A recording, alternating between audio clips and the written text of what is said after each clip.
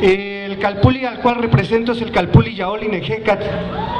Venimos del centro de Ecatepec, vecinos de aquí de esta delegación, y pues nosotros tenemos talleres de cultura náhuatl, de filosofía, de danza prehispánica para niños y para personas adultas. Los talleres que damos somos gratuitos todos los sábados en Ecatepec Centro, en el cerro de Ecatepec, que pertenece a la Sierra de Guadalupe.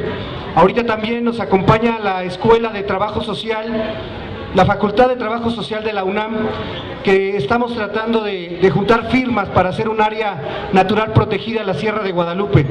Los invito a que pasen a ver la exposición fotográfica. Van a ver paisajes increíbles que los tenemos aquí muy cerquitas, a media hora, 45 minutos, que es aquí atrás de los cerros que se ven de Indios Verdes. Parte del trabajo que estamos desarrollando es el rescate de esta sierra, de estos cerros que tenemos aquí, del Tepeyacac hasta los cerros que están más para adentro.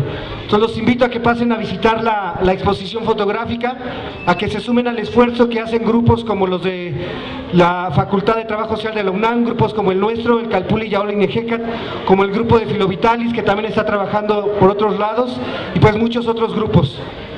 Les invitamos también a que nos pregunten sobre el trabajo que realizamos, el trabajo que estamos haciendo en la sierra, y pues muchas gracias por participar en este evento de festejo a nuestra Madre Tierra.